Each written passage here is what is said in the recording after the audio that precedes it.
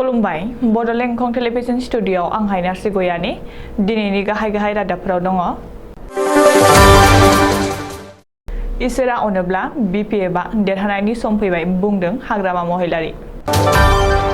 डिटिअनि सागान गैयालासे गारिनि आरसि मोनसिगोन। बिडिअ भुपेन दासखौ साख्रिनिफ्राय गोख्लैबाय। धुबुरियाव सासे फरायसाया गोदौनाय दालियाव गोग्लैदों। सापागुरियाव गंजिथाम गारिया खामना सेवहांगार जादों। फेरगावनि खैराबारियाव दिनैनिफ्राय रेल लाखिसिगोन। रेल लाखिनायनि हाबाफारिखौ जागायबाय एमपि आरो रेल बिफाननि DRMआ। क'क्राझारनि गौरां दालाङाव लामा जाब्रबथाय गावजों गाव बुलाय सोलायजों साथाम जोखोम। बाक्सायाव सासे जौ फाग्लाया गावनि बिसिखौनो बुग्लिनानै जिउ फोजोबदों। दानिया फैदो आबुं रादाबाव।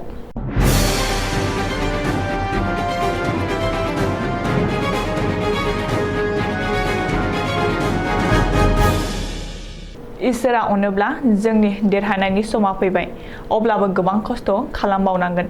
बे बाथ्राखौ बुंदों बिटिसिनि बारग' गाहाय आरो बिपिएफनि आफादगिरि हाग्रामा महिलारिया। मख'नो गोनांदि बे समाव बिटिसिनि 2 नं कक्लाबारि बियाबाव जानो गोनां उफेरा बिसायख'थिखौ लाना राजखान्थिगिरिफोरनि गेजेराव गोख्रों अजद होलायनाय आरो हाब्रु सारलायनाया सोलिगासिनो दङ। बेनि गेजेरावनो कक्लाबारिनि उफेरा बिसायख'थियाव बिपिएफनि बिजाथि शंकर बसुमतारिया देरहागोन होननानैबो दाबि खालामदों बिपिएफनि आफादगिरि हाग्रामा महिलारिया। बबेखानि बिपिएफआ उफेरा बिसायख'थियाव देरहागोना रोखा। कक्लाबारि ओनसोलाव गिदिंनानै आरो रायजो राजाफोरजों सावरायनानै बिपिएफनि पारसेन्टेजखौ बांसिन नुदों। बिपिएफ आरो इउपिपिएलनि गेजेरजों बादायलायनाय जानो हागोन होननानै हाग्रामा महिलारिया बुंदों। प्रमद बर'आ गावखौ दिल्लीयाव लिंना लांना बिटिसिनिफ्राय बिजेपिखौ आउट खालामनायनि बागै सावरायहैदोंमोन। फोरमान नांगौब्ला दामना होगोन मबाइलाव रेकर्ड दं होननानैबो हाग्रामा महिलारिया बुंदों। बबेखानि प्रमद बर'आ हाग्रामाजों सावरायाखै होनना बुंदोंब्ला कामाख्या मन्दिराव फै आं गीता भगबत लानानै थांगोन कामाख्याव समायखिरा लाहैगोन होननानैबो हाग्रामा महिलारिया प्रमद बर'खौ अपेन चेलेन्ज खालामदों। दानिफ्राय डिटिअनि सागान गैयालासेनो गारिनि आरसि मोननो हासिगोन। हान्थामेला बिफाननि गासैबो सोरखारि खामानिफोरखौ गोरलै खालामनो नागिरदों आसाम सोरखारनि हान्थामेला बिफाना। सरासनस्रा रायजोफोरा डिटिअ मावख'आव थाङालासेनो गासैबो गोनां खामानिफोरखौ न'निफ्रायनो मावफुंनो हासिगोन। बेखौ नोजोर होनानै रायजो सोरखारा माखासे बिथांखिफोर लादों। बेनि बागै गिबि मन्थ्रि डक्टर हेमन्त बिश्व शर्माया बुधबारखालि बुंदों दि सिगाङाव डिलारफोरा गारिनि आरसि होनो हायाखै बेनि थाखाय 7 सानसिम नेनो गोनां जादोंमोन। नाथाय दानिफ्राय डिलारफोरानो डिटिअनि जानानै आरसिआव सागान होनो हागोन। रिनिउएल ड्राइभिं लाइसेन्सनि जायखिजाया खामानिफोरखौ अनलाइननि जोहै मावनो हागोन। मख'नो गोनांदि गोदान गारि लायोब्ला जिल्ला हान्थामेला मावख'गिरिनि सोलाय डिलारआ सागान होनाय आरसि मोनगोन। दिनैनिफ्रायनो जायखिजाया ड्राइभिं लाइसेन्सनि खामानिखौ अनलाइननि जोहै मावनो आरो आपडेट खालामनो हागोन। जाख्ल'नाय आरो गेना खान्थिजों लोब्बा थानायनि दायाव गसाइगाव महकुमानि सिङाव थानाय हाथिथुरा खोन्दो जौगाखां मावख'नि ब्लक डेभेलपमेन्ट अफिसार सुंदयै बिडिअ भुपेन दासखौ साख्रिनिफ्राय होख्लायबाय। बै समनि बाक्सा जिल्लानि सिङाव थानाय गरेस्वर खोन्दो जौगाखां मावख'आव लाख रां जाख्ल'नायनि दायाव गसाइगाव हाथिथुरा ब्लकनि बिडिअ भुपेन दासखौ सस्पेन्ड खालामनाय जादों। मिथिनो हानाय बादिब्ला पन्चायत आरो गामि जौगाखां बिफाननि चिफ सेक्रेटारि डक्टर JB एक्काया बिडिअ भुपेन दासखौ साख्रिनिफ्राय सस्पेन्ड खालामो।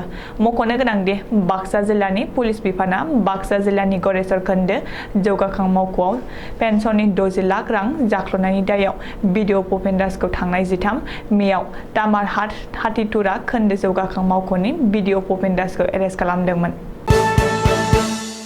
धुबुरियाव सासे फरायसाया गोदौनाय दालि ओंख्रियाव गोग्लैदों। बे दुखुनांथाव जाथाया जादों धुबुरी जिल्ला मेजरालाकनि गुदि फरायसालियाव। मिथिनो हानाय बादिब्ला मेजरालाक गुदि फरायसालियाव फरायसाफोरानो सानजौफुनि आदार जाहोनायनि थाखाय आदार थियारि खालामफुनाय समावनो 8 बोसोर बैसोनि सासे फरायसाया गोदौनाय दालि ओंख्रियाव गोग्लैदों।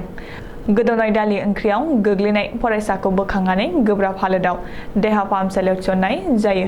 मख'नो गोनांदि गुदि फरायसालिनि फरायसाफ्रा सानजौफुनि आदारनि थाखाय नारलाय जानायनि थाखायनो बे दुखुनांथाव जाथाया जादों होननानै सुलुङाव फोरमायदों। बबेखानि फरायसालिनि फोरोंगिरि आरो मावफारियाफोरा फरायसाफोरनो सानजौफुनि जाग्रा आदारखौ राननानै होयैनि थाखायनो फरायसाफोरा होंगो दोंगो नारलाय जानायाव बे दुखुनांथाव जाथाया जानो मोन्दों होननानै माखासे सुबुङा अजद होदों। चिरां जिल्लानि सापागुरियाव गिख्रंथाव अर खामदों।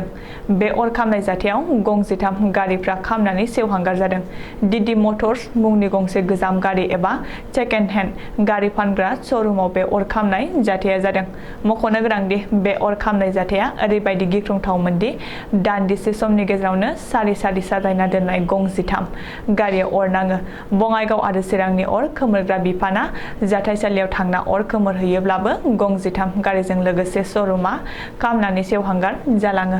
एरैहाय गुबुन फालांगियारि फसंथानफोरनि गेजेराव जानाय बे जाथायखौ गुबुन फालांगिरिफोरनि गेजेराव समखिखाङो आरो गावबा गावनि गलानि मुवा बेसादफोरखौ राजा लामायाव दिहुनो होननानै खौरां मोन्दों। बबेखानि बे खौरांखौ सुजुनाय समहालागै डिडि मटर्सआव अर नांनाय जाथायनि जाहोनखौ मिथिनो हायाखै। कभिड-19 नि लकडाउन समनि सिगाङाव उदालगुरि जिल्लानि फेरगाव साखाथि खैराबारि रेल स्टेशनाव रङिया मुरखुसेलें आरो बायदि रेलगारिया लाखिदोंमोन आरो गुवार फेरगाव खैराबारि ओनसोलनि फालांगियारि साख्रिआवला गोरिब बायदि रायजो राजाफ्रा जानथाय थांलाय फैलाय खालामनायाव गोबां मदद आरो हेफाजाब मोन्दोंमोन।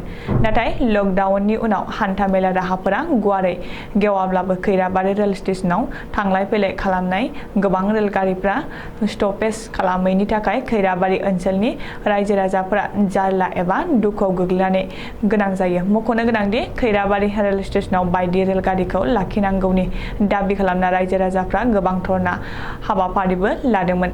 नाथाय रेल बिफाना जेबो खेरखेराखैमोन। जायगानि एमपि दिलीप सयकियानि गेजेरजोंबो गोबां खेब गोसोखांथि बिलाइ होनाय जादोंमोन।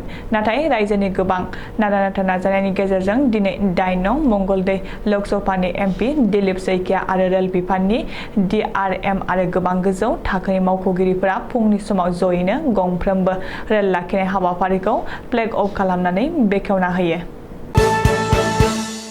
लामा जाब्रबथाय जानाया आथिखालाव अखानायब्लानो जाबाय थाग्रा जाथाय बादिसो सानजासै। नाथाय बे खेबाव एसे आलादा। क'क्राझारनि गौरां पार्क खाथियाव थानाय राजा लामानि सायाव थानाय दालाङाव गंसे स्कुटि आरो गंसे टेम्पु गारिनि गेजेराव हरखाबै सौग्रावलायनानै स्कुटि सालायग्राया एसे दुखु मोन्दोंमोन। सुलुङाव मिथिनाय बादिब्ला स्कुटि गारिनि उनथिंनिफ्राय गंसे टेम्पु गारिया रं साइडथिंजायनिफ्राय फैना स्कुटिखौ सौग्रावफैदों। जाथायनि उनाव टेम्पु ड्राइभारनि सायाव स्कुटि सालायग्राया गाज्रि गाग्लोबदोंमोन। बेनि उनाव टेम्पु ड्राइभारा क'क्राझार सान्ति नगराव थानाय टेम्पु इउनियननि लोगोफोरखौ लेंहरना स्कुटि सालायग्रा सानैखौबो दोखो बुग्लियो। लामा जाब्रबथायाव बांद्राय जोखोम जायाखैमोनब्लाबो नाथाय गावजों गाव बोलो बाहायनायावसो बांसिन जोखोम जानानै गासै साथाम फारियै आशराफ हुसेन, नुरुद्दिन शेख आरो अनवार आनसारी होनना सिनायथिनाय जादों। आथिखालाव जाथायजों लोब्बा गोनां टेम्पु ड्राइभारनि हेंथायै क'क्राझार सदर थानायाव FIR होबाय होनना मिथिहादों। खौरांगिरिनि सिगाङाव मिथिहोनाय बादिब्ला स्कुटि सालायग्राया सालाखाथिनिफ्राय गावनि बिमाय थैनायनि खौरां लाहैनो थांदोंमोन। बे समावनो बे जाथाया जानो मोन्दों।